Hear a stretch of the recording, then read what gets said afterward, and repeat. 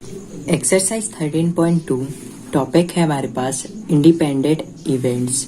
तो independent events क्या होते हैं, इसकी डेफिनेशन लिखी है मैंने।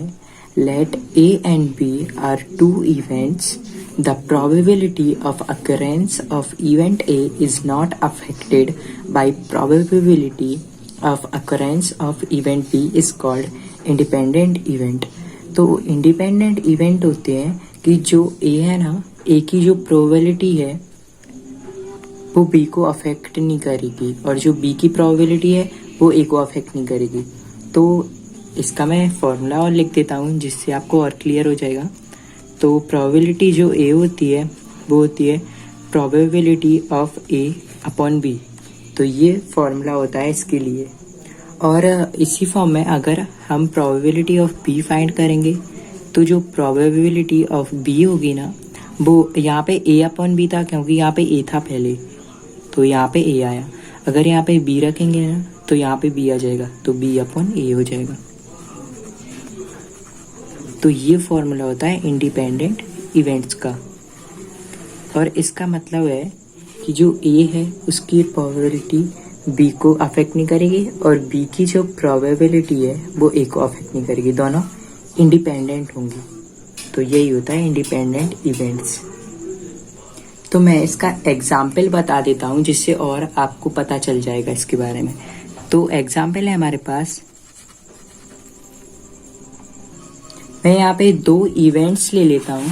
जैसे मैंने ए इवेंट लिया, ए इवेंट में ले लेता हूँ मैं हर्ट्स, ये मैंने हर्ट्स रखे।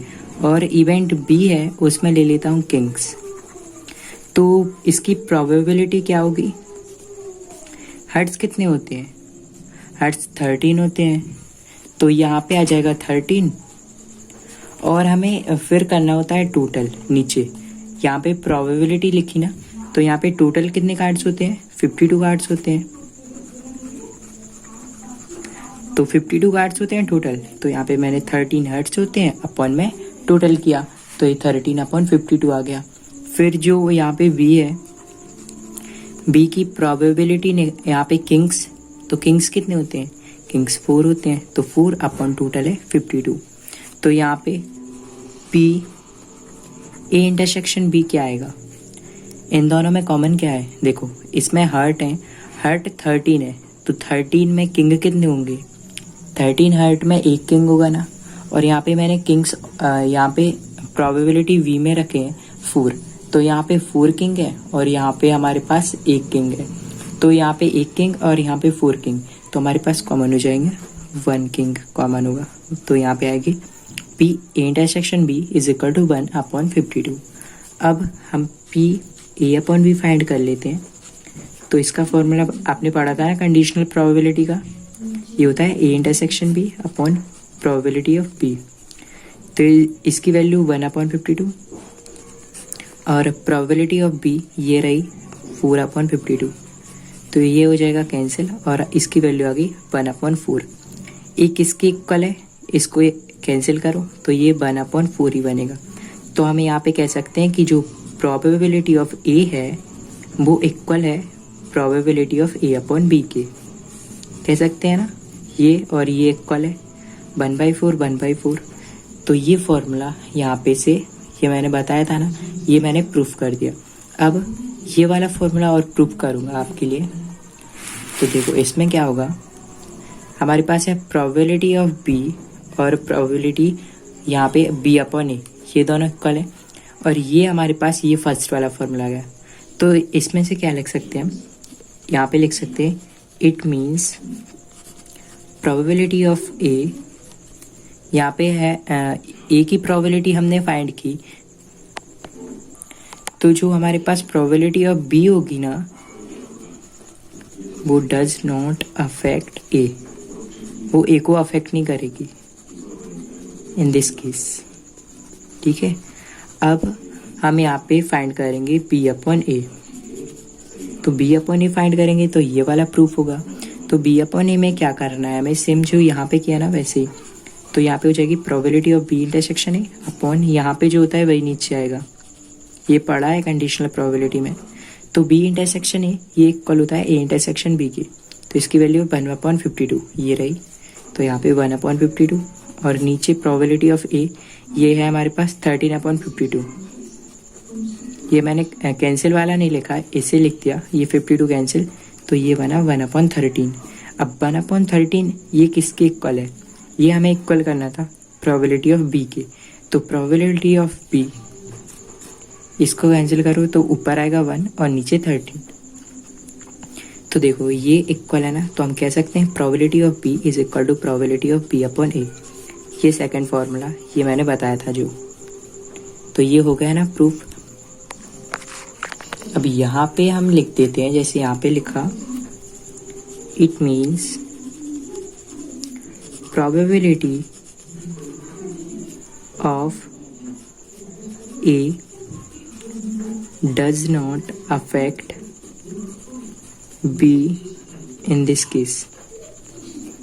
तो यहाँ पे जो ए की प्रोबेबिलिटी है, यहाँ पे ए की प्रोबेबिलिटी है जो बी को अफेक्ट नहीं कर रही, और यहाँ पे जो बी की प्रोबेबिलिटी थी वो ए को अफेक्ट नहीं कर रही थी। तो इसका मतलब है ए और बी दोनों यहाँ पे इंडिपेंडेंट इवेंट्स हैं। अब एक छोटी सी थ्योरम और है, वो मैं बता देता हूँ आपको। इसी थ्योरम पे हम एक्सरसाइज को सॉल्व करेंगे। तो ये हमारे पास थ्योरम है, अगर हमारे पास if A and B are two independent events, अगर हमारे पास ए और बी दो इंडिपेंडेंट इवेंट्स होंगे, then probability of A intersection B ये इक्वल होगा probability of A into probability of B. ये हमारे पास ये फॉर्मूला है, ये इक्वल होगा। तो इसका मैं प्रूफ बता देता हूँ आपको। देखो हमने पढ़ा है ना कंडीशनल प्रोबेबिलिटी में पी ए अपॉन बी ये इक्वल होता है probability of A intersection B upon probability of B, ये पढ़ा है ना हमने।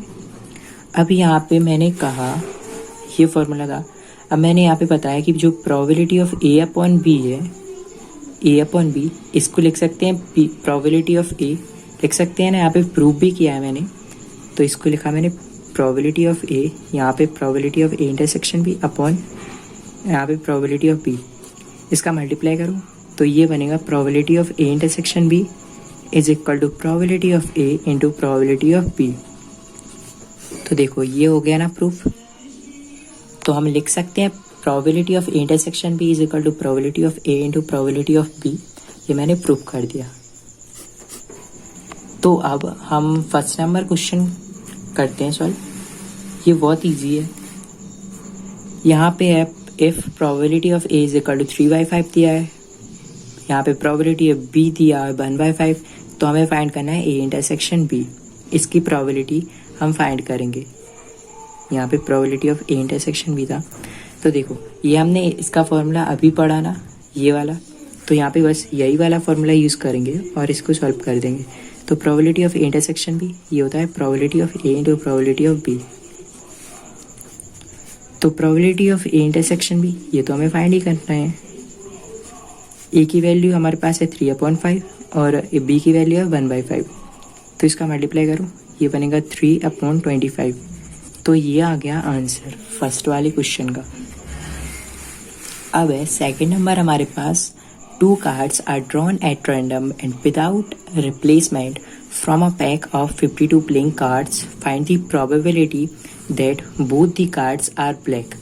तो हमें यहाँ पे बोला गया है कि हमारे पास कार्ड्स हैं 52 कार्ड्स हैं, उसका एक पैक है, तो उसमें से 2 कार्ड्स आर ड्रॉन, मतलब 2 कार्ड्स बाहर निकाले जाते हैं एट रैंडम कहीं से भी विदाउट रिप्लेसमेंट। विदाउट रिप्लेसमेंट का मतलब होता है कि हमने जैसे एक कार्ड बाहर निकाला ना तो उसका रिप्लेसमेंट नहीं कर सकते उसको, मतलब मेरे पास अगर 52 कार्ड्स है ना तो 52 कार्ड्स में से एक कार्ड बाहर निकाला तो 51 कार्ड्स बचेंगे, तो उस एक कार्ड को उसमें वापस जो यहाँ पे पैक है उसमें नहीं रख सकते। तो यहाँ पे मैं ए को ले लेता हूँ, फर्स्ट कार्ड इज ब्लैक, मैंने इवेंट लिया ए, फर्स्ट कार्ड इज ब्लैक, यहाँ पे हमें फाइंड करना था ना बोथ कार्ड्स आर ब्लैक, और बी को भी ले लेते हैं, ये सेकंड कार्ड भी ब्लैक है। तो फर्स्ट कार्ड हमारे पास है जो वो भी ब्लैक है और जो सेकंड कार्ड है वो भी ब्लैक है, तो यहाँ पे सेकंड कार्ड इज ब्लैक। तो यहाँ पे प्रोबेबिलिटी एक ही होगी। ब्लैक कार्ड्स कितने होते हैं, ये पैक में ब्लैक कार्ड्स होते हैं 26 और टोटल होते हैं 52। यहाँ पे लिखे भी हैं ऑलरेडी, तो ये हो जाएगी 26/52। और बी की प्रोबेबिलिटी, ब्लैक कार्ड कितने होते हैं आपको पता है 26 होते हैं, बट 26 यहाँ पे नहीं होंगे ना, यहाँ पे एक कार्ड हमने बाहर निकाल दिया, यहाँ पे तो 26 थे, अब एक कार्ड यहाँ पे चला गया, यहाँ पे फर्स्ट कार्ड हो गया ना। और हमने यहाँ पे बताया भी था कि विदाउट रिप्लेसमेंट है, ये मैंने बताया था ना। तो यहाँ पे 26 था, एक कार्ड चला गया तो 25 बचा और नीचे हो जाएंगे 51। एक कार्ड टोटल में से भी तो कम होगा ना, तो ये आ गई PA, ये PB प्रोबेबिलिटी। अब हम फाइंड करेंगे probability of A intersection B। ये क्यों फाइंड कर रहे हैं, क्योंकि यहाँ पे लिखा है both the cards are black, तो बोथ का मतलब होता है इंटरसेक्शन, बोथ का मतलब होता है इंटरसेक्शन। तो यहाँ पे ये इंटरसेक्शन फाइंड कर रहे हैं। तो इसका फॉर्मूला बताया था मैंने, PA into probability of B, यही तो होता है। तो इसका और इसका मल्टीप्लाई करो, 26/52 इंटू 25/51। तो ये आपको ये कैंसिल हो जाएगा, 26 बन जाए 26, 26 2 जा 52, तो 25 ऊपर और इसका मल्टीप्लाई करो 102 आएगा ये। तो ये हो गया सेकंड नंबर भी। क्वेश्चन नंबर 3 है हमारे पास, a box of oranges is inspected by examine three randomly selected oranges drawn without replacement. If all the 3 oranges are good, the box is approved for sale, otherwise it is rejected. Find the probability that a box containing 15 oranges, out of which 12 are good and 3 are bad ones, will be approved for sale. तो यहाँ पे हमें बोला गया है कि हमारे पास total जो ऑरेंजेस हैं वो है 15। तो यहाँ पे लिख लेते हैं 15 ऑरेंजेस है हमारे पास, out of which 12 are good, जिसमें से जो हमारे पास 12 ऑरेंजेस हैं वो तो अच्छे हैं, ये गुड है हमारे पास। और जो यहाँ पे 3 ऑरेंजेस बची हुई हैं ये बैड है, बैड का मतलब ये खराब है, तो यहाँ पे लिख देते हैं बैड ऑरेंजेस। ये कितने 3, तो ये हो जाएंगे 3 और ये 12 है। तो यहाँ पे मैं 3 ऑरेंजेस के लिए फाइंड करना है, ये 3 ऑरेंजेस हैं and 3 are bad ones will be approved for sale. तो इसके लिए find the probability that a box containing 15 oranges out of which 12 are good, जिसमें से 12 अच्छे हैं और 3 खराब हैं। तो इसके लिए हमें प्रोबेबिलिटी फाइंड करनी है। तो यहाँ पे 3 कंडीशन बनेगी। मैं फर्स्ट इवेंट लिख रहा हूँ ए, फर्स्ट ड्रॉन ऑरेंज ये गुड है, मतलब ये अच्छा है। ऐसे ही बी के लिए लिख रहा हूँ, ये सेकंड ऑरेंजेस हो जाए, तो ये सेकंड लिख रहा हूँ इसके लिए, फर्स्ट तो हो गया ना हमारे पास, तो सेकंड ड्रॉन ऑरेंज ये भी गुड है, ये मैंने गुड लिख दिया। और जो सी होगा ना ये हो जाएगा थर्ड ड्रॉन ऑरेंज, ये हो जाएगा हमारे पास गुड। तो ये मैंने 3 ऑरेंजेस लिए और तीनों मेरे पास गुड ऑरेंजेस हैं। तो अब इसकी प्रोबेबिलिटी फाइंड कर लेते हैं। इसकी प्रोबेबिलिटी क्या होगी, तो प्रोबेबिलिटी ऑफ ए, ये हमारे पास ये फर्स्ट ऑरेंज है, टोटल है हमारे पास 15 और जो गुड ऑरेंजेस हैं वो हैं 12, यहाँ पे लिखे हैं ना 12। तो हमारे पास प्रोबेबिलिटी ऑफ ए ये हो जाएगी 12C1, इसको 12C1 लिख सकते हैं, मतलब 12 ऑरेंजेस थे और उसमें से फर्स्ट ऑरेंज मतलब एक ऑरेंज ये गुड है, तो इसको 12C1 लिख सकते हैं। ये कॉम्प्लीमेंट है, आपको 11th में आपने पढ़ा होगा। और नीचे आएगी टोटल है हमारे पास 15, तो इसको लिखते हैं मैंने 15C1। 12C1 इसकी वैल्यू होती है 12 और 15C1 इसकी वैल्यू होती है 15। अगर यहाँ पे 2 3 होता ना तो इसका फिर मल्टीप्लाई करना पड़ेगा, बट यहाँ पे C1 और यहाँ पे भी C1 है, तो 12/15 ही आएगा। फिर प्रोबेबिलिटी ऑफ बी, ये क्या होगी, सेकंड ऑरेंज, ये भी हमारे पास गुड है, तो यहाँ पे टोटल 12 थे ना गुड, एक हमने यहाँ पे से निकाल लिया तो ये 11 बचेंगे। और टोटल में से भी तो कम होगा ना, 15 में से एक गुड ऑरेंज माइनस हुआ तो यहाँ पे 14 बचेगा। यहाँ पे भी C1, यहाँ पे भी C1, तो ये बनेगा 11/14। फिर प्रोबेबिलिटी ऑफ C, इसकी भी वैल्यू यहाँ पे C1 है तो 11/14 ही रहेगा। प्रोबेबिलिटी ऑफ C, ये हमारे पास अब कितने बचेंगे, ये थर्ड के लिए निकालना था तो 12, 11 अब हो जाएंगे 10।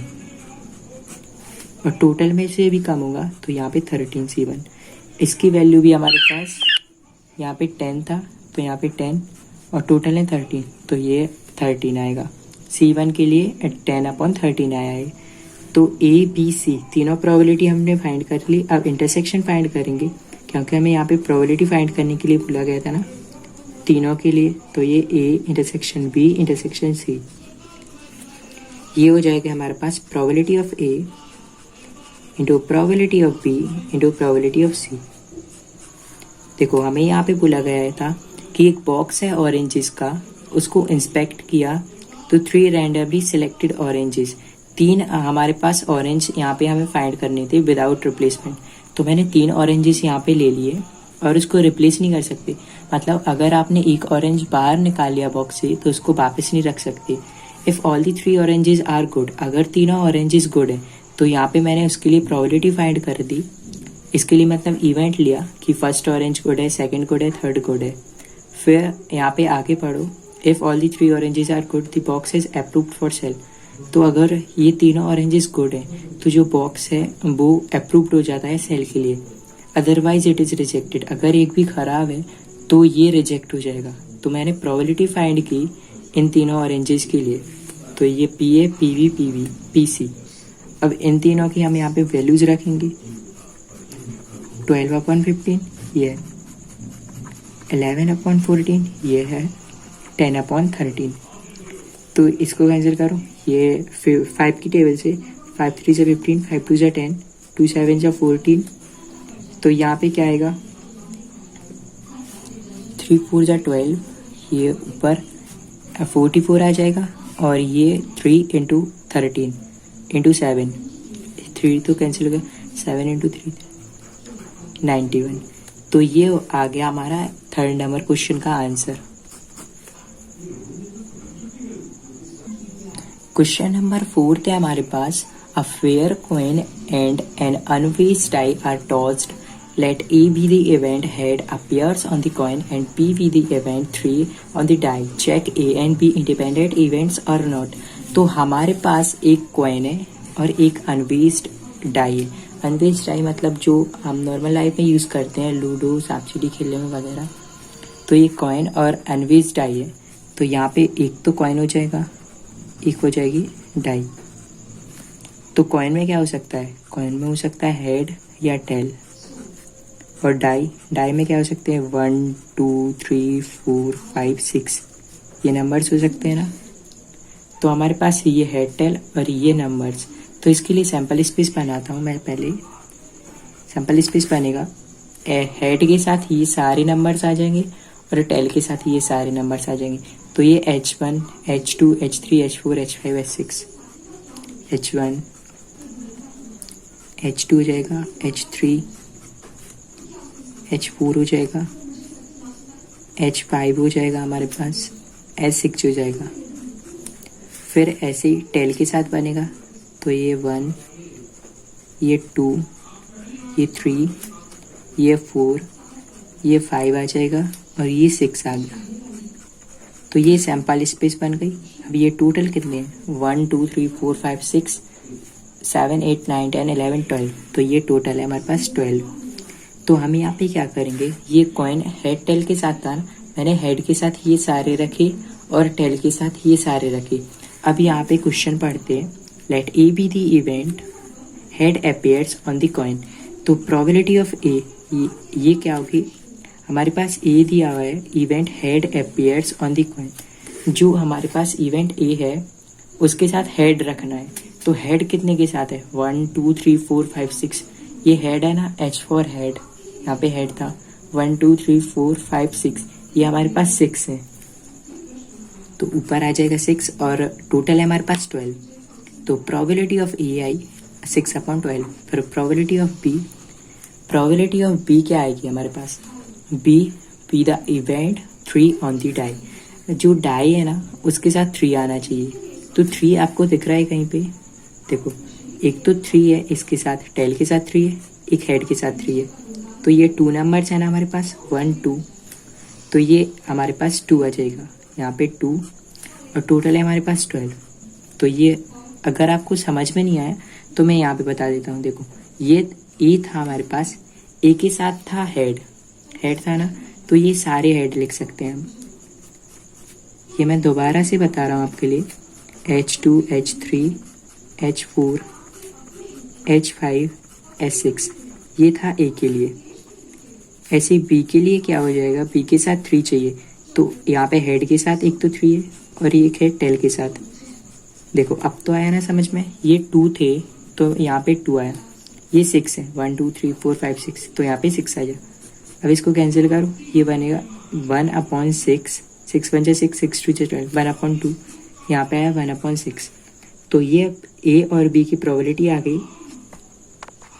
अब आपको बताना था कि ए और बी ए इंडिपेंडेंट इवेंट्स हैं कि नहीं, तो इसके लिए फॉर्मूला होता है P A intersection B is equal to P A into P B. तो पी ए इंटरसेक्शन बी, इसकी हमारे पास वैल्यू नहीं है ना, तो हम यहाँ से फाइंड करेंगे probability of A intersection B. ये होता है दोनों में कॉमन, तो दोनों में कॉमन क्या है, प्रोबेबिलिटी ऑफ ए ये था हमारे पास, ये हेड ये वाली, और प्रोबेबिलिटी ऑफ बी H3 और T3, तो दोनों में कॉमन है हेड और 3, ये है ना कॉमन, तो ये आ जाएगा 1, और टोटल है हमारे पास 12, तो 1/12। तो यहाँ पे वैल्यू आई 1/12, और पी ए ये था हमारे पास 1/2, और पी बी ये रहा 1/6। तो यहाँ पे 1/12 इज इक्वल टू, इसका मल्टीप्लाई करो 6 × 12, तो ये दोनों इक्वल आए। तो हम लिख सकते हैं hence probability of A intersection B is equal to P A into P B. इसका मतलब है A and B are independent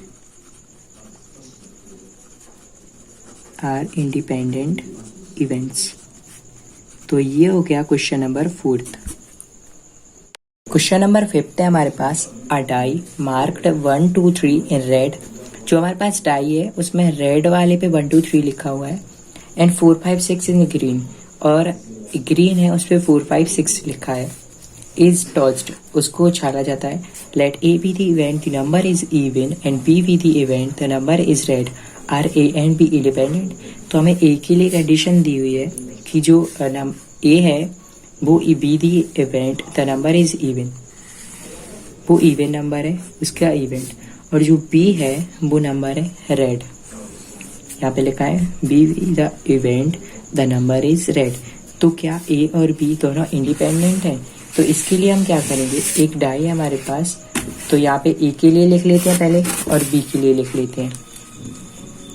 तो ए वाली कंडीशन ये हमारे पास ये रही, the event the number is even, और बी क्या है हमारे पास, the event the number is red, the event the number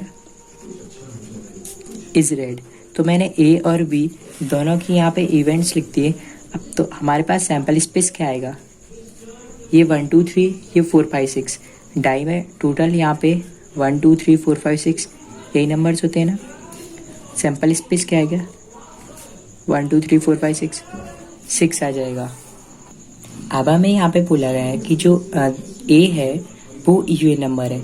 तो आपको पता है ना इवन नंबर कब होता है डाइस में, ये डाई है हमारे पास, एक तो ये होता है इवन नंबर 2 4 6। तो प्रोबेबिलिटी ऑफ ए, पहले तो ए लिख देते हैं, ये हो जाएगा 2 4 6, और जो बी है वो है रेड। तो हमारे पास रेड कब लिखा है, 1 2 3 में है रेड, तो ये आएगा 1 2 3।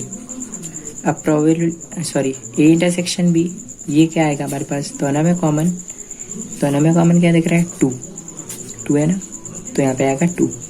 इसकी प्रोबेबिलिटी 1 2 3, ये 3 एलिमेंट्स हैं, तो ये 3 और टोटल है 6। इसके एलिमेंट्स देखो, ये भी 3 है, 1 2 3, तो ये भी 3/6। और ए इंटरसेक्शन भी, इसकी प्रोबेबिलिटी क्या आएगी, इसके साथ 1 एलिमेंट है तो ये 1/6 टोटल है हमारे पास।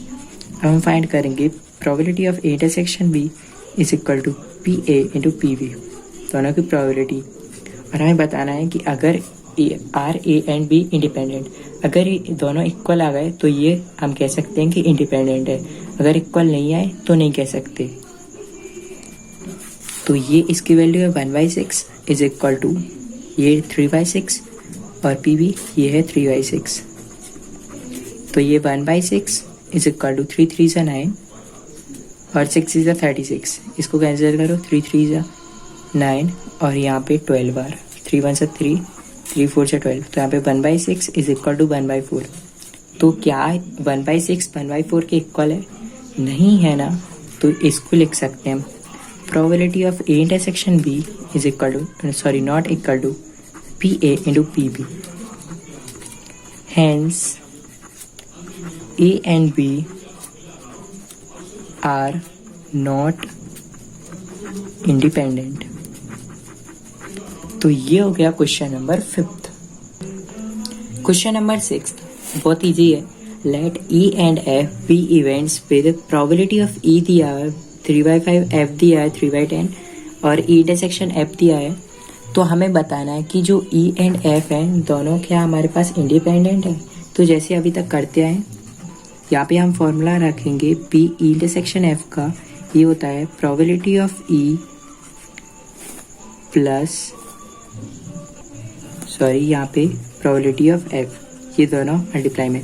तो ई इंटरसेक्शन एफ, इसकी वैल्यू हमारे पास ऑलरेडी गिवन है 1/5 और probability of A E, sorry ये 3/5 और ये है 3/10। तो ये यहाँ पे आएगा 1/5 इज इक्वल टू 3 3 सा 9 और 10 इंटू 5 ये होता है 50। तो ये दोनों क्या आपको इक्वल दिख रहे हैं? अगर इक्वल दिख रहे हैं तो आप लिख सकते हैं कि इंडिपेंडेंट है। अगर इंडिपेंडेंट नहीं है तो उसके लिए कंडीशन होती है कि ये इक्वल नहीं है। तो ये दोनों इक्वल नहीं है ना, तो हम यहाँ पे लिख सकते हैं hence E and F are not independent. तो ये हो गया क्वेश्चन नंबर 6। क्वेश्चन नंबर 7 है हमारे पास, given that the events A and B are such that probability of A is equal to 1/2, A union B दिया है 3/5 and probability of P is equal to P दी है। तो हमें find करना है पी, यहाँ पे है ना फाइंड पी। तो ये यहाँ पे प्रोबेबिलिटी ऑफ बी ये पी है, तो इस पी को हम फाइंड करेंगे। फर्स्ट नंबर कंडीशन है हमारे पास, ये दोनों म्यूचुअली एक्सक्लूसिव है। तो म्यूचुअली एक्सक्लूसिव का मतलब, ये फर्स्ट नंबर सॉल्व कराऊँ मैं पहले। तो म्यूचुअली एक्सक्लूसिव का मतलब होता है कि जो ए इंटरसेक्शन बी है इसमें कुछ ही कॉमन नहीं है, ये इक्वल टू 5 है। ये मतलब होता है म्यूचुअली एक्सक्लूसिव का। तो हम यहाँ पे प्रोबेबिलिटी ये फाइंड कर लेते हैं फर्स्ट वाले के लिए। पहले तो ये हमारे पास गिवन है सारी वैल्यूज़, तो हमें यहाँ पे पी की वैल्यू फाइंड करेंगे और हमारे पास ये गिवन है। तो probability of A union B, इसका फॉर्मूला आपने पढ़ा है ना, ये होता है probability of A plus probability of B minus probability of A intersection B. ये फॉर्मूला हमारे पास होता है ए यूनियन बी का। तो इसमें हम वैल्यूज पुट करेंगे। तो अब इसमें हम वैल्यूज रखेंगे probability of A union B, इसकी वैल्यू है 3/5। तो यहाँ पे 3/5 is equal to P A, ये हमारे पास गिवन है, ये 1/2 प्लस प्रोबेबिलिटी ऑफ बी ये P minus A intersection B is equal to 5 होता है। तो इसका हम यहाँ पे प्रोबेबिलिटी फाइंड करेंगे ना, तो ए इंटरसेक्शन बी इसकी प्रोबेबिलिटी हमारे पास आएगी 0, क्योंकि इसमें कुछ कॉमन तो है नहीं, तो ये 0 यहाँ पे लिख दिया। अब यहाँ पे क्या कर रहा हूँ मैं, इस 1/2 को इस तरफ लेके आऊँगा। तो ये 3/5 minus 1/2 is equal to P आ जाएगा। इसका एलसीएम लो, ये 10 आएगा, यहाँ पे 2 2 3 ज़ा 6 माइनस यहाँ पे बचेगा 5, 5 इंटू 1 होता है 5 इज इक्वल टू पी। तो 10p इज इक्वल टू यहाँ पे आएगा 1, 10p आया 1, तो p आएगा हमारे पास 1/10 तो हमारे पास p की वैल्यू आ गई फर्स्ट नंबर के लिए, फर्स्ट नंबर के लिए p की वैल्यू आ गई ना। ऐसे ही हम सेकेंड नंबर के लिए यहाँ पे फाइंड कर लेते हैं। इंडिपेंडेंट है, अगर ये हमारे पास फाइंड करनी है p की वैल्यू, अगर जो a एंड b है वो यहाँ पे इंडिपेंडेंट है, तो इसके लिए हम क्या करेंगे, सेम यहाँ पे जैसे किया ना वैसे हमें यहाँ पे भी करना है। इंडिपेंडेंट के लिए हमने पढ़ा है ना formula, p a intersection b is equal to p a into probability of b।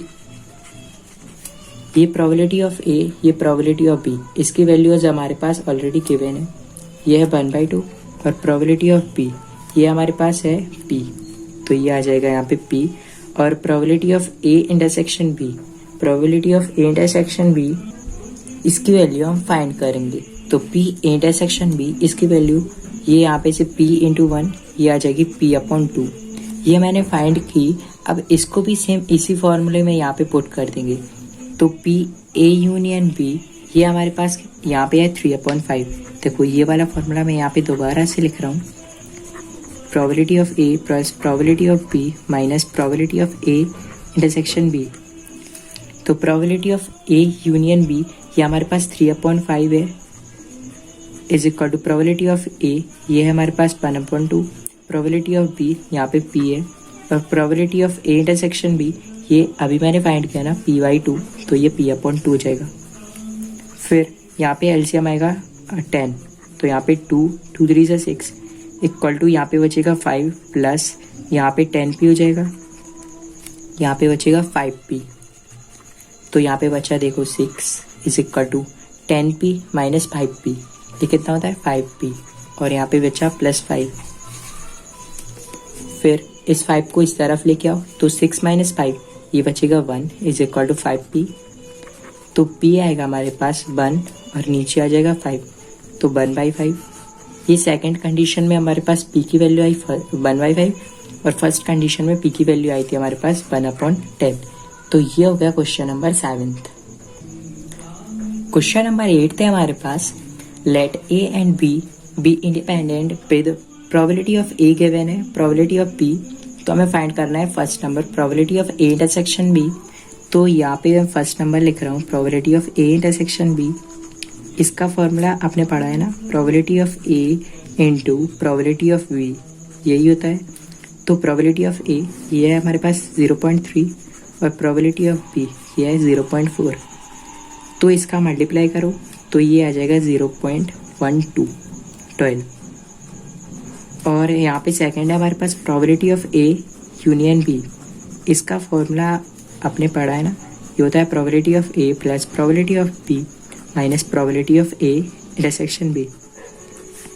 तो यहाँ पे बस आपको वैल्यूज रख देनी है। प्रोबेबिलिटी ऑफ a ये है हमारे पास 0.3 प्लस प्रोबेबिलिटी ऑफ b ये रही 0.4 minus probability of a intersection b, इसकी वैल्यू अभी फाइंड की ना 0.12, तो ये 0.12 इसको ऐड करूँ तो ये बनेगा 0.7 और 0.7 माइनस 0.12 तो ये आएगा 0.58, क्योंकि ये हो जाएगा 0.70 और 0.112, तो ये 0.58, तो ये मैंने लिख दिया। अब यहाँ पे थर्ड नंबर है हमारे पास, हमें फाइंड करना probability of a/b, conditional probability है। तो इसका फॉर्मूला आपने पढ़ा है ना फर्स्ट एक्सरसाइज में, ये होता है probability of a intersection b upon यहाँ पे जो होता है वही नीचे आएगा, तो प्रोबेबिलिटी ऑफ b। तो यहाँ पे है a इंटरसेक्शन b, ये अभी फाइंड किया ना 0.12, प्रोबेबिलिटी ऑफ b ये है हमारे पास 0.4, तो इसे कैंसिल करोगे तो ये आएगा 0.3। फिर है fourth number probability of b upon a, ये भी कंडीशनल प्रोबेबिलिटी है, तो ये क्या आएगा प्रोबेबिलिटी ऑफ b इंटरसेक्शन ये a, और यहाँ पे जो होता है वही नीचे आता है, तो प्रोबेबिलिटी ऑफ a। अब जो प्रोबेबिलिटी ऑफ यहाँ पे है a इंटरसेक्शन b, तो a इंटरसेक्शन b और b इंटरसेक्शन a ये दोनों इक्वल होते हैं, a इंटरसेक्शन b ये इक्वल होता है b इंटरसेक्शन a के। तो यहाँ पे मैं रख सकता हूँ 0.12 था ना ये इंटरसेक्शन b, तो a इंटरसेक्शन b यहाँ पे रखते ये इक्वल होता है, तो 0.12 यहाँ पे रखा। और प्रोबेबिलिटी ऑफ a ये हमारे पास गिवन है 0.3, तो ये हुआ कैंसिल और 0.4। ये आ गया क्वेश्चन नंबर 8 का आंसर। नेक्स्ट है क्वेश्चन नंबर 9 है हमारे पास। If A and B are two events such that probability of A और प्रोबेबिलिटी ऑफ B गिवन है और probability of A intersection B ये दिया है 1/8, तो हमें फाइंड करना है P not A and not B। तो यहाँ पे लिखा है not A and not B, तो इसका मतलब बता देता हूँ मैं ये क्या है। देखो ये नॉट A होता है ना, तो नॉट A का मतलब होता है A डैश, नॉट A का मतलब होता है A डैश, और नॉट B इसका मतलब होता है B डैश। और एंड लिखा है ना, तो एंड का मतलब होता है इंटरसेक्शन, तो यहाँ पे इंटरसेक्शन बना देता हूँ मैं। नॉट A इसके प्लेस पे रखूँ A डैश और एंड के प्लेस पे इंटरसेक्शन, और P डैश यहाँ पे नॉट B के प्लेस पे। तो हमें यहाँ पे फाइंड करना है P A डैश और integration B dash, A dash integration B dash, इसकी प्रोबेबिलिटी हमें फाइंड करनी है। तो इसको हम क्या लिख सकते हैं, हमने 11th में हमने डी मॉर्गन्स लॉ पढ़ा है, उसकी वैल्यू होती है अगर हमारे पास हो A डैश, यहाँ पे सॉरी ये है इंटरसेक्शन B डैश, अगर हमारे पास हो A dash intersection B dash, तो इसको लिख सकते हैं A यूनियन B का होल डैश। ये हमने पढ़ा है 11th में। तो यही सेम वैल्यू मैं यहाँ पे रखने वाला हूँ, तो यहाँ पे आएगा P A यूनियन B का होल डैश। ये आया ना A यूनियन B का होल डैश। तो इसको क्या लिख सकते हैं, अगर हमारे पास हो P dash P A dash, तो इसको लिख सकते हैं 1 माइनस PA। ये पढ़ा है ना हमने, ये भी हमने 11th में पढ़ा है।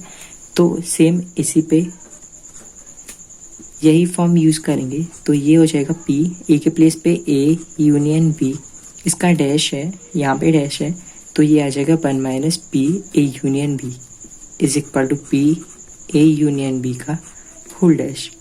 तो यहाँ पे हम वैल्यूज़ रखेंगे 1 minus A probability of A union B, इसकी वैल्यू आपको पता है ना, ये होती है PA plus PB minus P A intersection B, ये इसकी वैल्यू होती है। फिर ये कल में रख देते हैं। फिर यहाँ पे PA इसकी वैल्यू गिवन है 1/4, PB इसकी value 1/2 minus probability of A intersection B ये है 1/8, और इसको सेम रखेंगे। फिर यहाँ पे मैंने क्या किया, एलसीएम किया, तो ये आया हमारे पास 8, तो 8 आया मेरे पास एलसीएम, यहाँ पे आएगा 8 माइनस यहाँ पे बचा 2, 2 1 सा 2 प्लस यहाँ पे 4 माइनस यहाँ पे 1 और is equal to A union B का होल डैश। तो यहाँ पे 2 + 4 ये होते हैं 6, 6 माइनस 1 ये होते हैं 5, और यहाँ पे 8, 8 माइनस 5, 8 माइनस 5 होता है 3। तो हमारे पास आंसर आया 3/8 P A यूनियन B का होल डैश। तो 3/8 ये आ गया आंसर क्वेश्चन नंबर 9 का। क्वेश्चन नंबर 10 है हमारे पास। Events A and B are such that probability of A probability of B given है एंड प्रोबेबिलिटी नॉट A और not B is equal to 1/4 दिया है। State whether A and B are independent. तो हमें बताना है कि जो A and B है ये इंडिपेंडेंट है क्या, और हमें ये कंडीशन है प्रोबेबिलिटी ऑफ नॉट A और नॉट B। तो इसको कैसे सॉल्व करेंगे, देखो हमारे पास लिखा हुआ है नॉट A और नॉट B। तो नॉट A इसका मतलब मैंने बताया था, इसका मतलब होता है A डैश, और नॉट B इसका मतलब होता है B डैश, और का मतलब मैंने बताया था कि एंड का मतलब होता है, ये एंड लिखा, एंड का मतलब होता है इंटरसेक्शन, वो जो और होता है इसका मतलब होता है यूनियन। ये सारी चीज़ आपको पता कर लेनी है। और जो बूथ होता है ना, बूथ का मतलब होता है A इंटरसेक्शन B फाइंड करेंगे हम। ये तो ये कुछ चीज़ें थी जो आपको याद रख लेनी है। तो अब यहाँ पे से सॉल्व कर लेते हैं। ये हमारे पास प्रोबेबिलिटी ऑफ नॉट A और नॉट B ये गिवन है। ये हमारे पास 1/4 नॉट ए नॉट बी, इसकी वैल्यूज़ मैंने सारी बता दी आपको। देखो नॉट ए है हमारे पास ए डैश, और के प्लेस पे रख सकते हैं यूनियन, और नॉट बी ये हमारे पास B dash is equal to 1/4। आपने डिमॉर्गन्स लॉ पढ़ा है, अगर हमारे पास हो ए डैश यूनियन बी डैश, अगर हमारे पास हो ए डैश यूनियन बी डैश, तो इसके प्लेस पे हम रख सकते हैं ए इंटरसेक्शन बी का होल डैश, ये रख सकते हैं। पिछली बार भी ऐसा ही किया था, इसको इस तरफ लाए थे बस। तो यहाँ पे 1/4, अब इसको क्या लिख सकते हैं पी, यहाँ पे ए इंटरसेक्शन बी का होल डैश, ये मैंने होल डैश किया, इज इक्वल टू आया 1/4। अब इसको क्या लिख सकते हैं, ये हमारे पास P probability of A intersection B dash is equal to 1/4 given है ना, हमने पढ़ा है अगर हमारे पास पी ए डैश हो तो हम इसको लिख सकते हैं 1 - पी ए। सेम यहाँ पे भी करेंगे, हमारे पास है 1 P probability of A intersection B का होल डैश, तो इसको लिख सकते हैं 1 - P A intersection B is equal to 1/4। अब यहाँ पे से 1 माइनस ये probability of A intersection B है, इस 1/4 को इस तरफ लेके आओ और इसे इस तरफ भेजो, तो प्रोबेबिलिटी ऑफ इंटरसेक्शन बी आ जाएगा।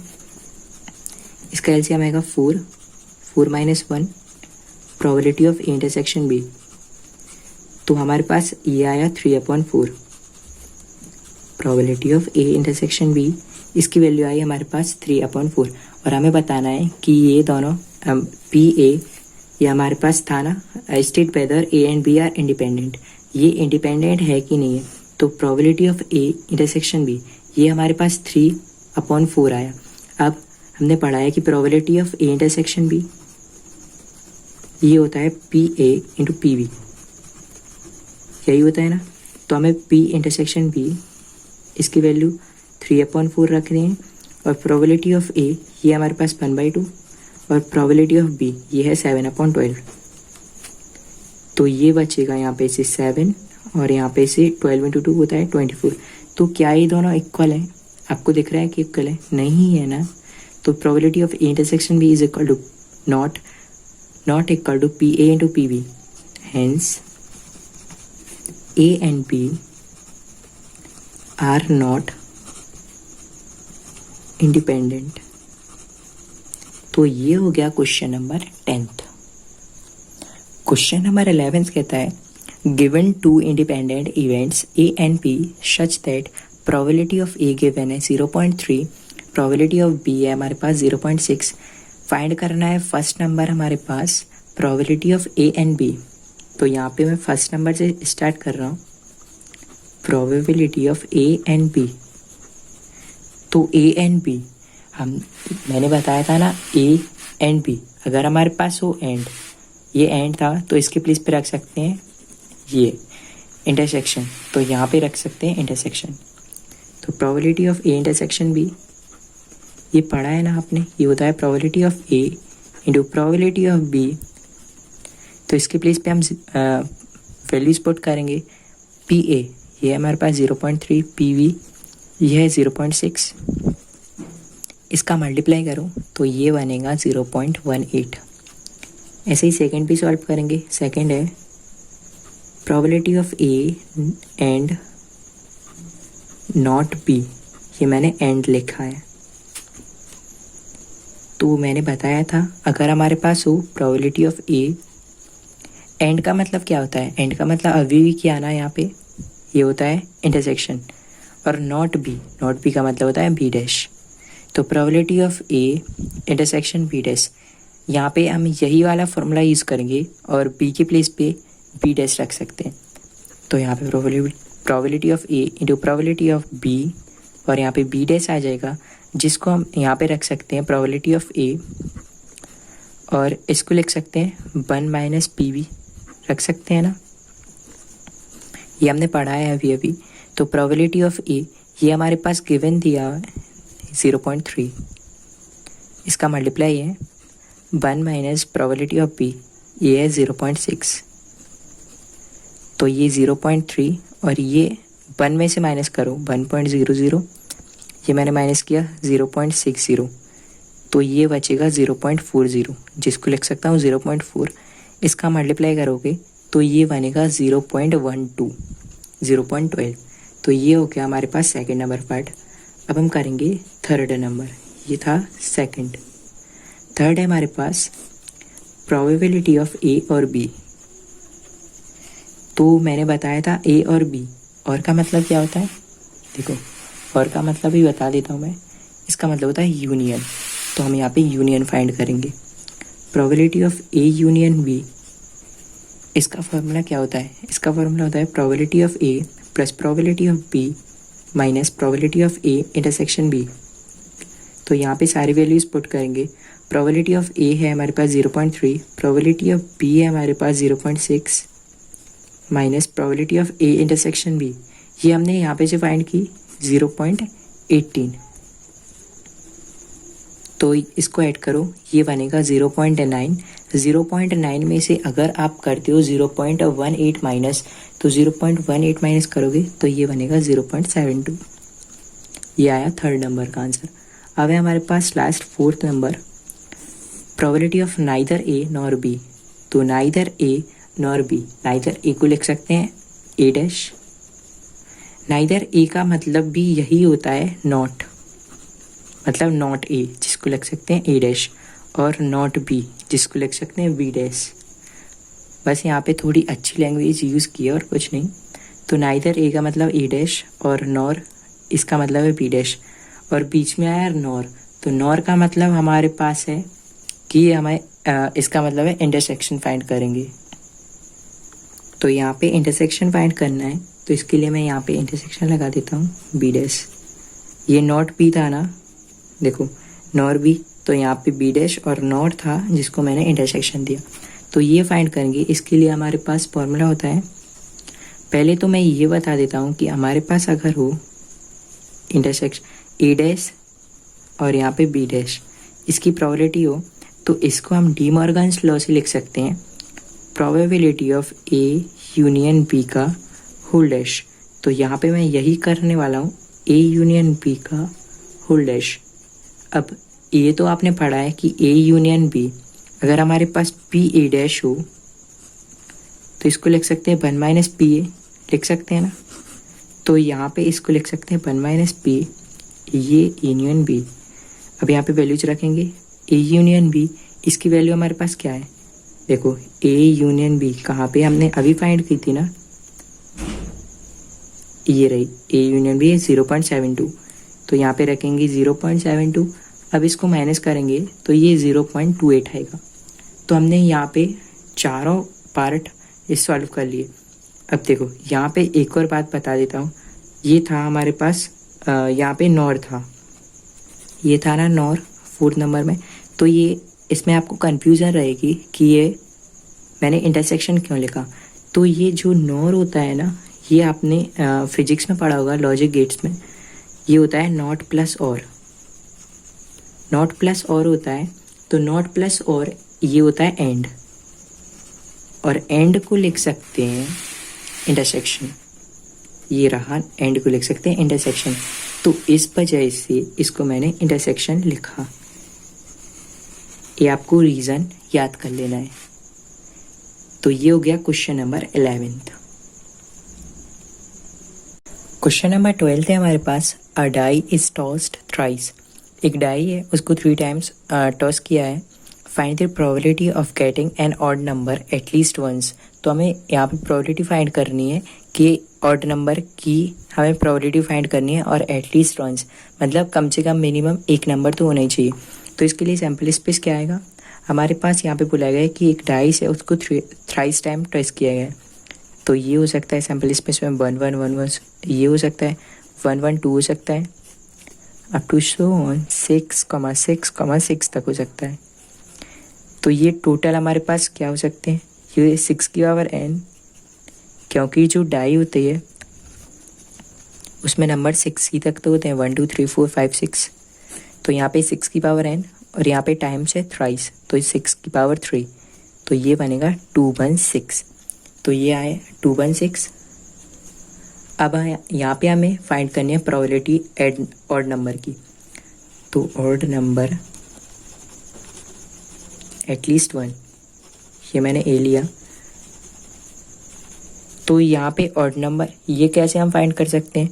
अगर ये 1 1 1 लिखा हो, अगर मैंने लिखा हो 1 3 1, ये ऐसे लिखा हो, तो ये 6 6 6, ये तो बहुत ज़्यादा हो जाएंगे ना, तो ऐसे तो हम फाइंड कर नहीं सकते। तो यहाँ पे मैं ले लिखता हूँ, ये मैंने लिख दिया ए डैश, ये कॉम्प्लीमेंट लिया मैंने, not getting an odd number. अगर मैंने यहाँ पे लिख दिया not getting an odd number, तो इसका मतलब है कि कोई ऑड नंबर ये मैंने गेट नहीं किया, मतलब कोई भी ऑड नंबर नहीं लिया। तो इसके लिए प्रोबेबिलिटी क्या फाइंड करेंगे? देखो हमारे पास ये है, यहाँ पे ये हमारे पास है एक्स वाई जेड के फॉर्म में, ये इसी फॉर्म में तो है। देखो ये इसे देखो, एक्स वाई जेड के फॉर्म में है, और ये ऑड नंबर हो सकते हैं हमारे पास, सॉरी इवन नंबर। ई नंबर यहाँ पे मैंने फाइंड किया ना, यहाँ पे मैंने not getting an odd number लिखा, तो इसका मतलब है कि अगर इवन नंबर ही तो आएंगे, यहाँ पे ऑड नंबर थोड़ी ना आ जाएंगे। इसको तो मैंने नॉट गेटिंग किया, तो इवन नंबर है हमारे पास 2 4 6 2 4 6 और 2 4 6, ये 3 टाइम्स है। तो यहाँ पे एलिमेंट्स कितने हो गए? 1 2 3 1 2 3 1 2 3, ये 3 हो गए ना।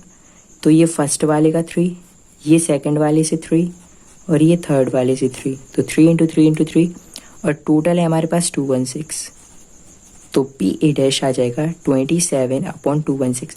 देखो ये समझ में नहीं आया तो दोबारा बता देता हूँ। ये मैंने ए लिया ऑड नंबर एटलीस्ट 1, ये मैंने ए लिया, और ए डैश लिया not getting an odd number. तो इसका मतलब है कि कोई भी ऑड नंबर नहीं लेंगे। तो ऑड नंबर नहीं लेंगे तो क्या लेंगे फिर? Even numbers. तो इवन नंबर्स होते हैं डाई में 2 4 6, ये फर्स्ट वाले के लिए था, इसको थ्राइस टाइम है ना, मतलब 3 बार। तो ये फर्स्ट टाइम, ये सेकंड टाइम और ये थर्ड टाइम, तीनों बार के मैंने इवन नंबर्स यहाँ पे लिख दिए। तो इसके लिए मैंने पहले तो पी ए डैश फाइंड किया प्रोबेबिलिटी, तो इसमें एलिमेंट्स थे 3, तो इसकी 3 इसकी 3 इसकी 3, ये तीनों लिखे अपॉन में 216, ये टोटल किया तो यहाँ पे आया 27/216, ये हो गया पी ए डैश। बट हमें तो फाइंड करना था इसकी प्रोबेबिलिटी पी ए की, तो इसके लिए कोई बात नहीं, पी ए डैश होता है 1 माइनस पी ए, ये फॉर्मूला पढ़ा है ना आपने। तो 1 माइनस यहाँ पे आ जाएगा 27/216, इसका एलसीएम करेंगे ना, तो ये नीचे 216, यहाँ पे 216 माइनस 27, ये होता है 189/216। इसको कैंसिल भी कर सकते हैं आप, तो ये ऊपर आएगा 7, ये आएगा 8 27 की टेबल से, तो ये 27 इंटू 7, ये 189 ऊपर और नीचे आएगा 8, तो ये आंसर आ गया हमारे पास 7/8। क्वेश्चन नंबर 12 हो गया ये। क्वेश्चन नंबर 13 है हमारे पास, 2 balls are drawn at random with replacement from a box containing 10 black and 8 red balls. Find the probability both balls are red. ये मैं फर्स्ट वाले के लिए कर रहा हूँ। पहले तो यहाँ पे लिखा है both balls are red,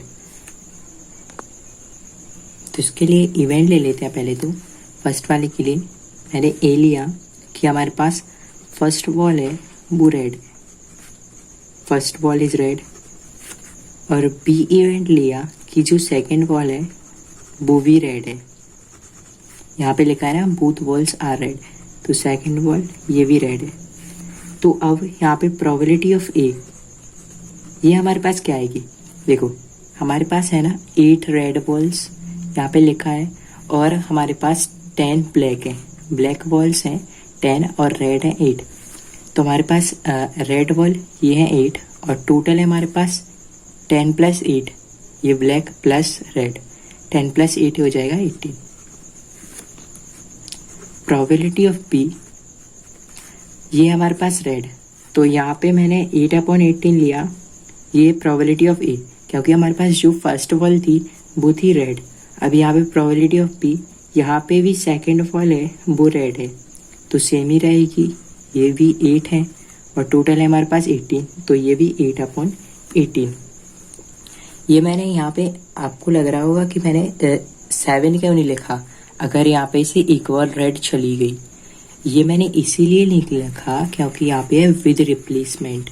with replacement का मतलब होता है कि जो मैंने इक्वल बाहर निकाली, यहाँ पे से मैंने 8 थी, 8 में से अगर बाहर निकाली तो 7 बची, उसको रिप्लेस कर सकते हैं। मैंने 7 निकाली और वापस से उसी बॉक्स में रख दिया, तो ये 8/18 आ गया। और ये 2 बॉल्स थी, तो फर्स्ट वाली भी रेड है और सेकंड वाली भी रेड लेनी थी क्योंकि यहाँ पे बोथ बॉल्स रेड थी। तो ए और बी की प्रोबेबिलिटी आ गई। अब यहाँ पे फाइंड करेंगे probability of A intersection B, ये होती है। और ये मैं बता दूं कि यहाँ पे मैंने ए इंटरसेक्शन बी इसीलिए फाइंड किया कि मैंने तो यह पहले बता दिया था कि अगर बूथ लिखा हो तो इसका मतलब होता है ए इंटरसेक्शन बी फाइंड करना है हमें। तो ये हम फाइंड करेंगे, इसकी वैल्यू होती है P A into P B. तो probability of A intersection B ये फाइंड करना है, इसकी और इसकी वैल्यू 8/18 8/18। तो ये कैंसिल करो, ये 4/9 आएगा, ये आएगा 4/9। 4 4 से 16, 9 9 से 81। तो ये फर्स्ट वाले का आंसर आया 81। सेकेंड वाला करेंगे, first ball is black and second is red. जो फर्स्ट बॉल है हमारे पास वो है हमारे पास ब्लैक और जो सेकेंड है वो है रेड। तो इसकी प्रोबेबिलिटी क्या आएगी? देखो ए ले लेते हैं कि हमारे पास फर्स्ट बॉल है वो है black, first ball is black. B क्या आ जाएगा? Second is red. तो यहाँ पे प्रोबेबिलिटी ए की क्या आएगी? ब्लैक बॉल्स हमारे पास है 10 और टोटल है 18, तो 10/18। और सेकेंड रेड है हमारे पास 8 और टोटल है 18। और विद रिप्लेसमेंट है तो कोई कम नहीं होगा, मतलब 10 है यहाँ पे, तो यहाँ पे मैं 8 की प्लेस पे 9 ही लिखूंगा, 8 है तो 8 ही लिखूंगा। यहाँ पर भी सेम यही करेंगे, probability of A intersection B. तो ये होता है probability of A into probability of B. तो इन दोनों का मल्टीप्लाई 10/18 इंटू 8/18। 2 की टेबल से कैंसिल करो, 4/9, ये 5/9, इसका मल्टीप्लाई करो, 5 4 जा 10 और 9 9 81। थर्ड नंबर है हमारे पास, one of them is black and other is red.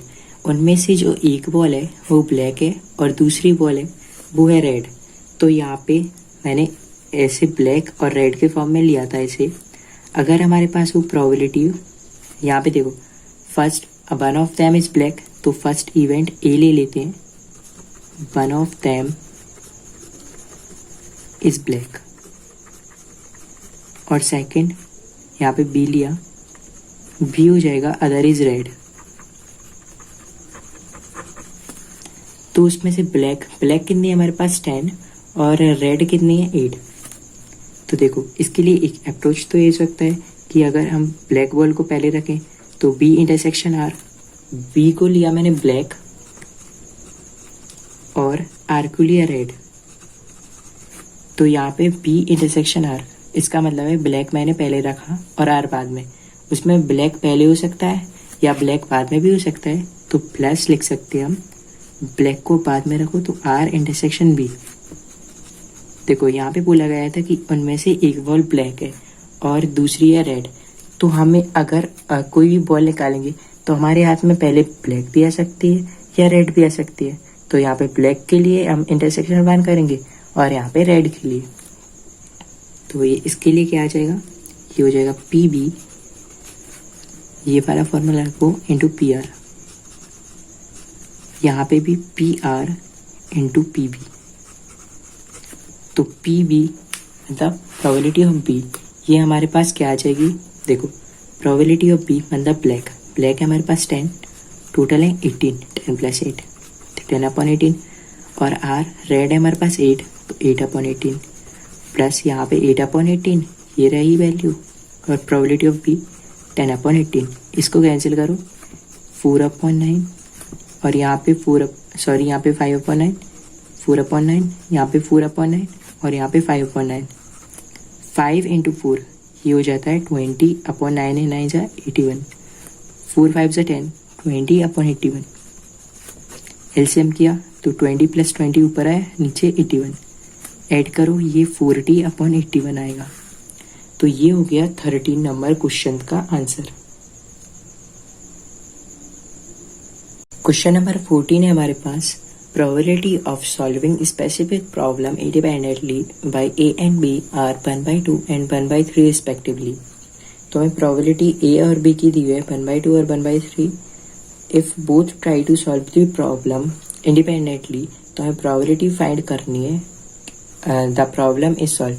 तो यहाँ पे ये लेट कर लेते हैं, ए और बी कोई व्यक्ति हैं तो वो प्रॉब्लम को सॉल्व कर सकते हैं। उनकी प्रोबेबिलिटी है 1/2 और 1/3। अगर वो सॉल्व करेंगे प्रॉब्लम, ये ट्राई करते हैं तो प्रॉब्लम सॉल्व हो जाती है। तो यहाँ पे तो पहले लिख सकते हैं P A, probability of A है हमारे पास 1/2, प्रोबेबिलिटी ऑफ बी है 1/3। अब फर्स्ट नंबर से ले रहा हूँ, द प्रॉब्लम इज सॉल्व। तो प्रॉब्लम कब सॉल्व हो जाती है? जब ए और बी दोनों both try to solve the problem, दोनों उसको ट्राई करने का ये ट्राई करते हैं। तो यहाँ पे मैं प्रोबेबिलिटी लिख सकता हूँ कि प्रॉब्लम सॉल्व हो जाती है, इसका मतलब प्रॉब्लम इज सॉल्व्ड। तो यहाँ पे मैंने प्रोबेबिलिटी ली, प्रॉब्लम इज सॉल्व्ड। अब आपको ये तो पता नहीं है कि प्रॉब्लम ए के द्वारा सॉल्व की गई या बी के द्वारा सॉल्व की गई। ए या बी किसने इसको सॉल्व किया? तो इसको लिख सकते हैं 1 minus probability problem is not solved. यहाँ पे मैंने इसलिए लिखा है, इसका मतलब है प्रॉब्लम सॉल्व हुई नहीं, ना ही ए ने सॉल्व की ना ही बी ने सॉल्व की। ये अगर देखो इसको लिख सकते हैं ना इसी फॉर्म में, अगर आपके पास हो पी ए तो इसको लिख सकते हैं 1 माइनस पी ए डैश, लिख सकते हैं ना। सॉरी, यहाँ पे 1 माइनस पी ए डैश हो तो 1 माइनस पी ए। तो ये मैंने वही किया। आप इसको यहाँ पे भी रख सकते हैं, इसको यहाँ पे भी। तो प्रॉब्लम इज नॉट सॉल्व मतलब प्रॉब्लम सॉल्व हुई नहीं।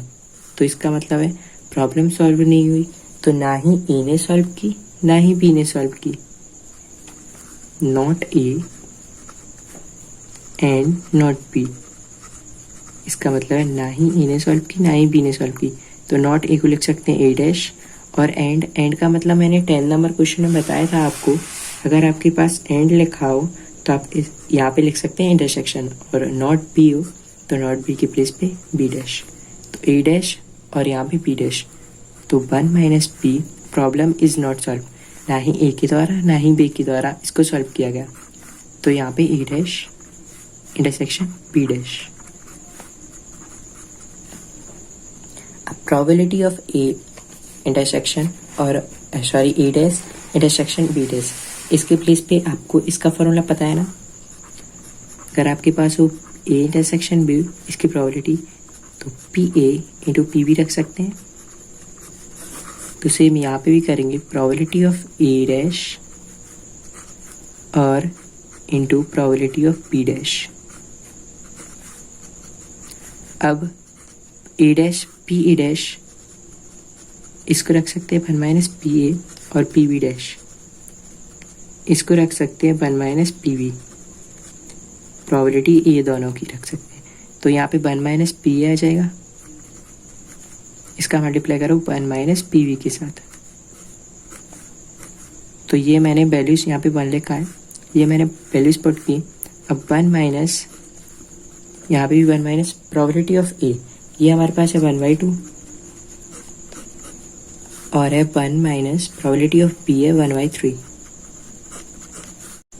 अब इसके बाद से मैं यहाँ पे कर रहा हूँ, तो ये 1 माइनस 2 1 जा 2, यहाँ पे एलसीएम दिया 2 1 जा 2, 2 माइनस 1, ये हो जाएगा हमारे पास 1/2 इंटू 3 1 जा 3, 3 माइनस 1, तो ये 2/3।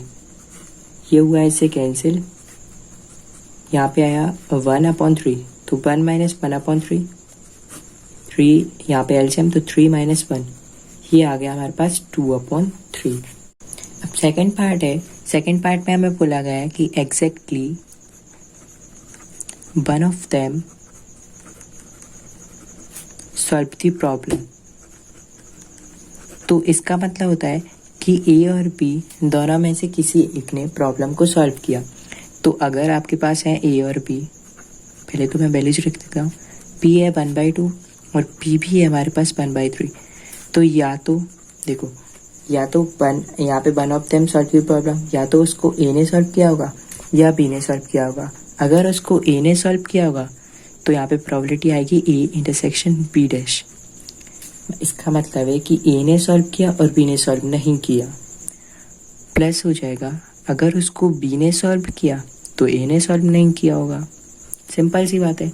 अगर यहाँ पे आपके पास दो लोग हैं ए और बी, तो ए ने सॉल्व की प्रॉब्लम तो बी ने नहीं की और बी ने सॉल्व की तो ए ने सॉल्व नहीं की। बी डैश का मतलब आपको पता है ना, नॉट बी, और ए डैश का मतलब होता है नॉट ए।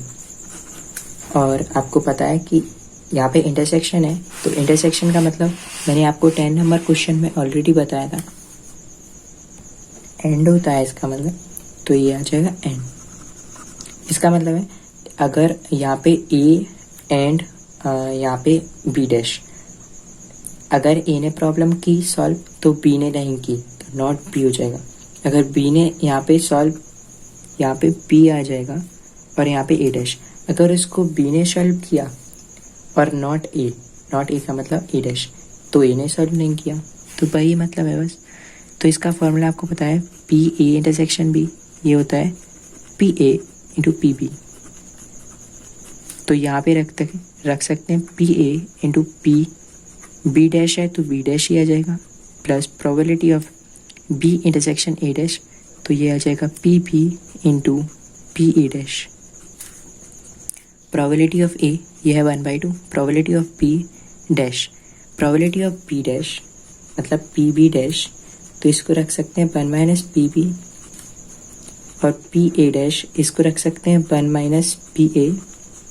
तो यहाँ पे वही वैल्यूज मैं रखने वाला हूँ, तो ये 1 minus P B plus P B और यहाँ पे 1 माइनस पी ए। तो यहाँ पे 1 माइनस पी बी की वैल्यू है हमारे पास 1/3 प्लस पी बी की वैल्यू 1/3, 1 माइनस पी ए की वैल्यू 1/2, तो यहाँ पे 1/2 इंटू इसका एलसीएम करो 3 माइनस 1, ये हो जाएगा 2/3 प्लस 1/3, इसका एलसीएम करो 2 माइनस 1, ये बचेगा 1/2, ये इससे कैंसिल, तो यहाँ पे 1/3 प्लस यहाँ पे बचेगा 1 ऊपर, नीचे आएगा 6, एलसीएम करो 6 आएगा, यहाँ पे बचेगा 2 3 से 6 प्लस यहाँ से आएगा 1, तो 3/6 इसको लिख सकते हैं 1/2। तो ये आ गया हमारे पास सेकंड पार्ट का आंसर। क्वेश्चन नंबर 14 था ये। क्वेश्चन नंबर 15 है, 1 card is drawn at random from a well shuffled deck of 52 cards in which of the following cases are the events E and F independent. तो ये हमारे पास 3 cases दिए हुए हैं और हमसे पूछा गया है कि कौन से केस में ये इंडिपेंडेंट होगा। तो हम इसके लिए चेक कर लेते हैं।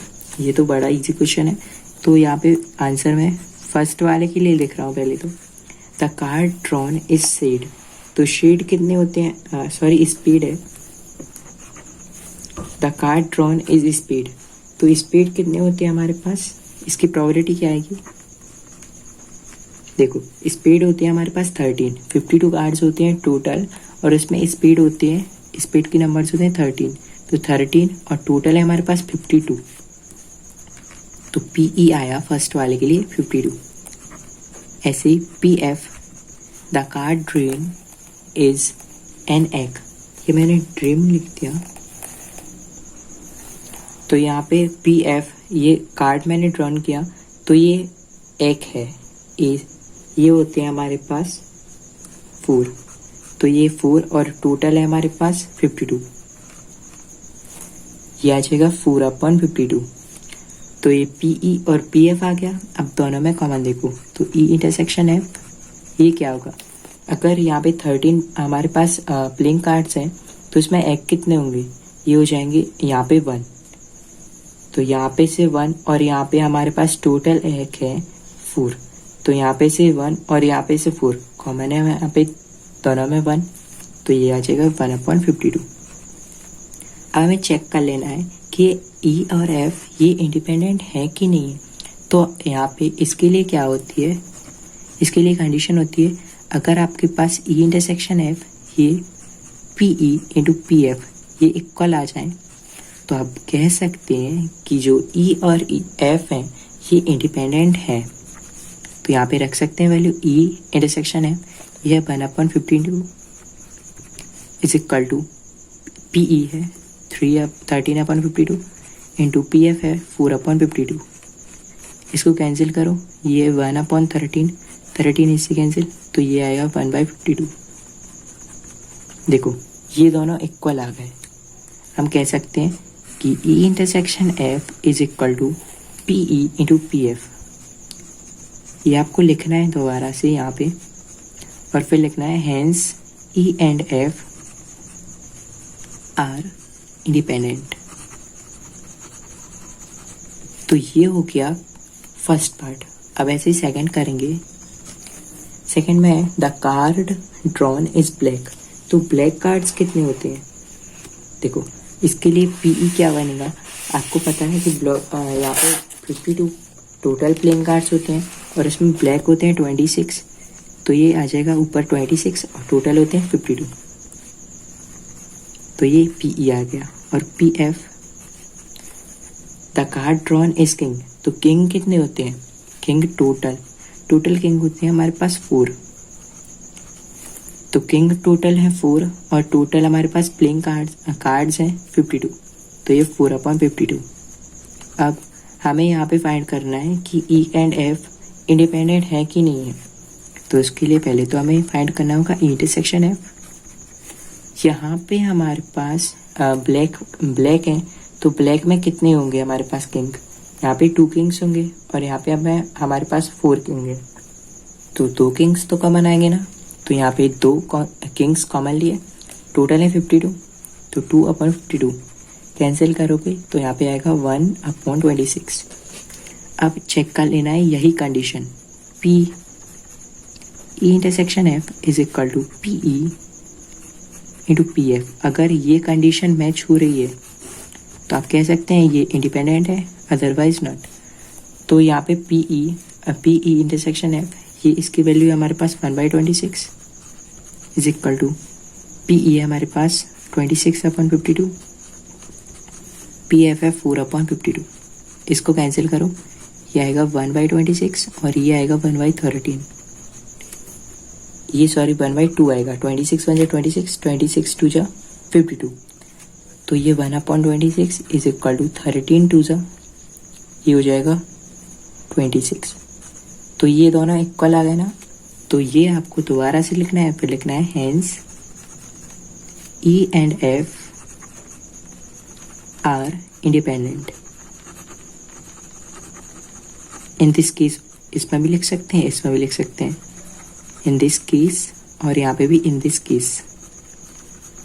तो ये 2 केस तो हो गए हमारे पास जिसमें ई और एफ इंडिपेंडेंट है। अब हम थर्ड वाला करेंगे। थर्ड वाला देखो क्या है, ई कंडीशन है the card drawn is king और क्वीन। तो जो हमारे पास कार्ड है ना वो किंग और क्वीन हो सकता है। तो इसके लिए प्रोबेबिलिटी क्या आएगी? पी ए आएगा हमारे पास। किंग कितने होते हैं? टोटल 4 और क्वीन कितने होते हैं? 4।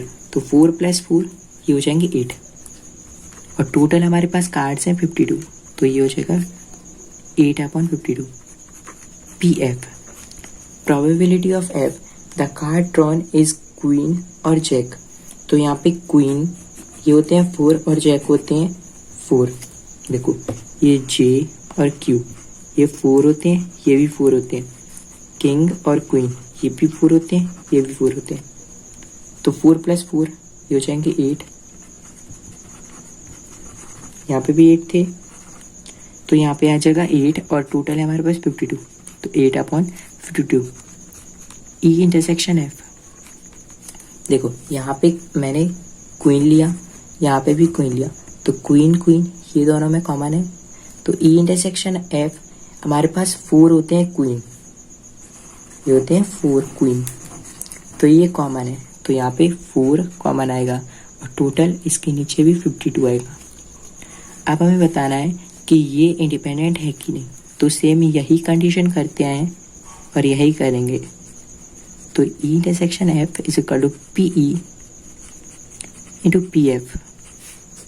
तो चेक कर लेते हैं इसके लिए। ई इंटरसेक्शन एफ इसकी वैल्यू है 4/52।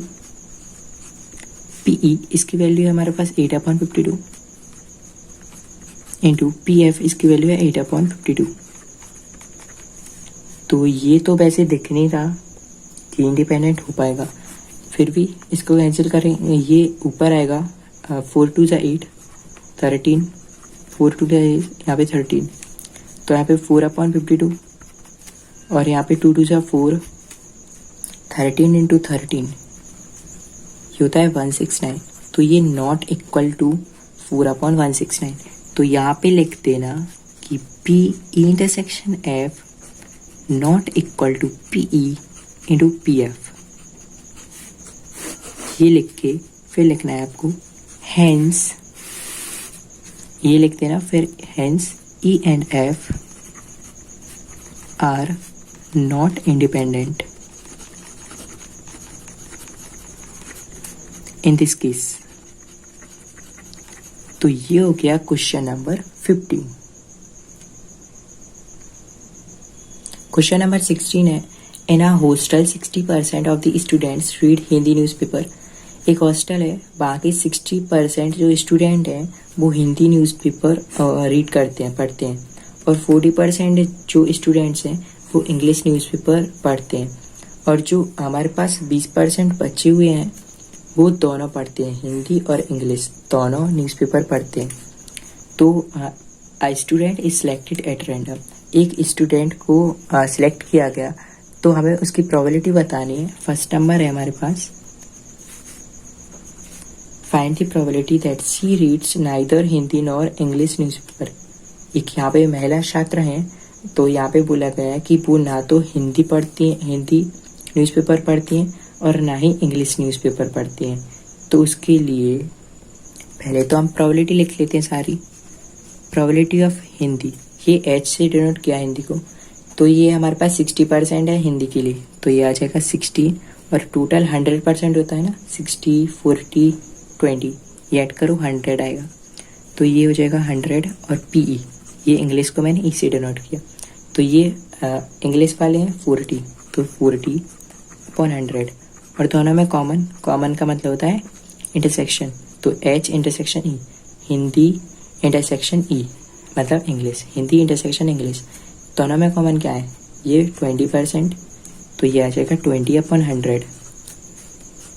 अब यहाँ पे से एक जो यहाँ पे से ये छात्र हैं वो हिंदी और अंग्रेजी दोनों का न्यूज़पेपर नहीं पढ़ती हैं, तो इसकी प्रोबेबिलिटी आएगी not Hindi and not English. यहाँ पे एच का मतलब है हिंदी और एच डैश का मतलब है नॉट हिंदी, वो हिंदी नहीं पढ़ती हैं, और इंग्लिश नॉट इंग्लिश, ना ही इंग्लिश का न्यूज़पेपर पढ़ती हैं। और ये इंटरसेक्शन इसका मतलब मैंने बताया था एंड होता है, तो इसके लिए हम ये फाइंड करेंगे। तो ये आपके डी मॉर्गन्स लॉ में पढ़ा है। अगर आपके पास हो P A dash intersection B dash, तो आप लिख सकते हैं ए यूनियन बी का होल डैश। सेम यहाँ पे भी ऐसे करेंगे, देखो यहाँ पे है H dash intersection E dash, तो इसको लिख सकते हैं एच यूनियन ई का होल डैश। अब यहाँ पे आपने पढ़ा है कि पी ए डैश, इसको लिख सकते हैं 1 - पी ए।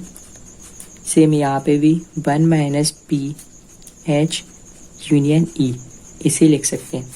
और एच यूनियन ई, इसकी वैल्यू हमारे पास ऑलरेडी, ये एच यूनियन ई, सॉरी ये गिवन नहीं है, ये भी फाइंड करनी पड़ेगी, तो ये हम फाइंड करेंगे 1 - पी एच हो जाएगा। इसका फॉर्मूला बता देता हूँ मैं।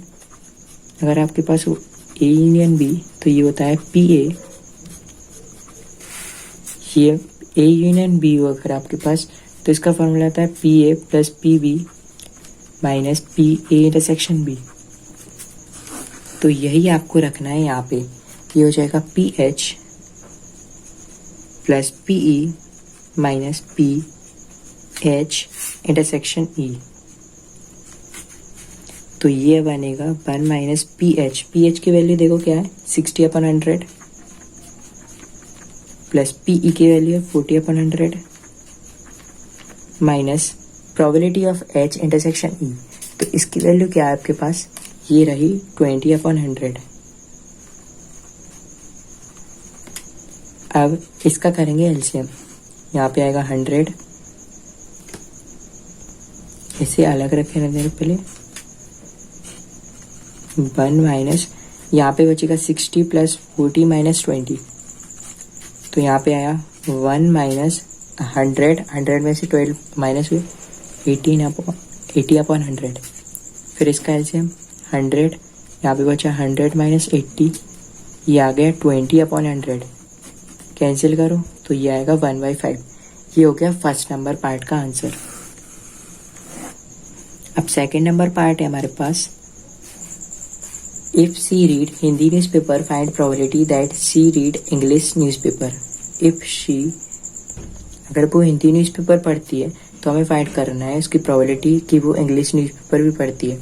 तो इसके लिए हम क्या करेंगे, हमें यहाँ पे पहले तो पता करेंगे। देखो यहाँ पे पहले तो इफ लिखा है, अगर इफ लिखा हो, गिवन लिखा हो, इट इज़ नोन लिखा हो, ये तीनों में से कुछ भी लिखा हो तो हमें उसको लेना पड़ता है एफ, E/F, और ये कंडीशनल प्रोबेबिलिटी हो जाती है। ये मैंने फर्स्ट एक्सरसाइज में आपको बताया भी था, ये हो जाती है कंडीशनल प्रोबेबिलिटी। तो यहाँ पे हम फाइंड करेंगे कंडीशनल प्रोबेबिलिटी। इफ का मतलब होता है हमें इसको एफ लेना पड़ता है, और यहाँ पे एच और ई है। ई का मतलब है फर्स्ट कंडीशन और एफ का मतलब है सेकंड कंडीशन। तो एच, इसका मतलब है यहाँ पे हिंदी, और ई का मतलब है इंग्लिश। तो H/E ये इस फॉर्म में होगा। बट हमारे पास है इफ पहले, और इफ के साथ है हिंदी न्यूज़पेपर।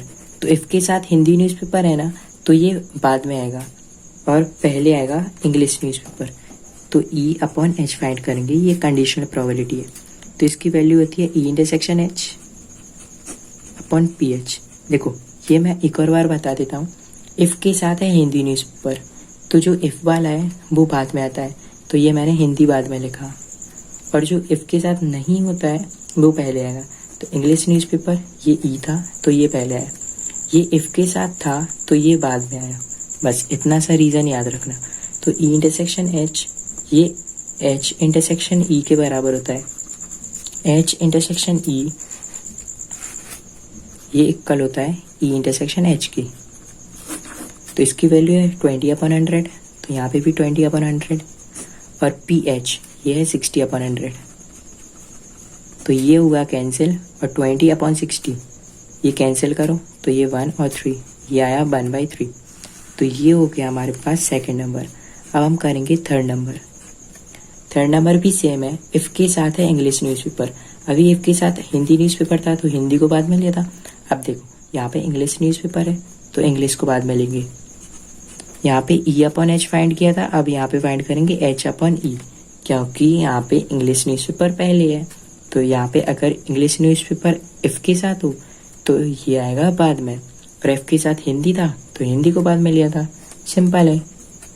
इफ़ के साथ जो भी हो आपको याद करना है, इफ़ के साथ जो भी रहेगा उसको बाद में लिख देना है बस। और यहाँ पे H/E आएगा, और नीचे जो यहाँ पे रहता है PE। तो H/E इसकी वैल्यू है 20/100, और PE है हमारे पास 40/100।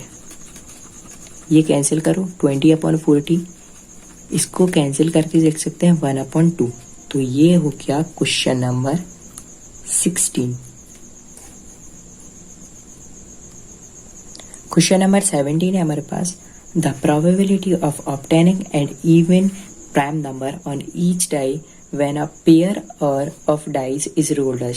तो हमें बताना है, प्राइम नंबर बताना है कि ईच डाई पे कि प्राइम नंबर क्या आएगा, और जब डाइस है उसको रोल किया जाता है। ईच डाई है हमारे पास, तो हमारे पास पेयर है, पेयर मतलब 2 डाइस हैं। तो नंबर स्पेस, यहाँ पे सैम्पल स्पेस क्या आएगी इसके एलिमेंट्स की, ये हमारे पास 6 होते हैं डाई में नंबर होते हैं 1 2 3 4 5 6, ये 6 नंबर होते हैं। और पेयर है तो 6 का स्क्वायर मतलब 2 डाइस है हमारे पास, तो 6 का स्क्वायर ये आ जाएगा 36। और आपको जैसा कि पता है कि प्राइम नंबर ये होते हैं 2 इस टाइस में जो नंबर होते हैं उसके लिए, तो यहाँ पे 2 ही है, तो ये आ जाएगा 2,2। अब यहाँ पे 2,2 ये आया 1, ये 1 ही तो बना, ये मतलब प्राइम नंबर है। ये होता है डाइस में, हमारे पास टोटल नंबर स्पेसिस ये रहे 6 है, और यहाँ पे प्राइम नंबर के लिए आया 2,2, तो ये एलिमेंट 1, ये 1 ही पढ़ा जाएगा, और टोटल है 36, तो ये 1/36। ये ऑप्शन नंबर डी है। अब है question number 18। 2 events A and B will be independent. 2 event है ए और बी, वो कब इंडिपेंडेंट रहेंगे, उसकी इंडिपेंडेंट के लिए कंडीशन बतानी है। तो वे इंडिपेंडेंट जब रहेंगे जब ए एंड बी वो म्यूचुअली एक्सक्लूसिव हो।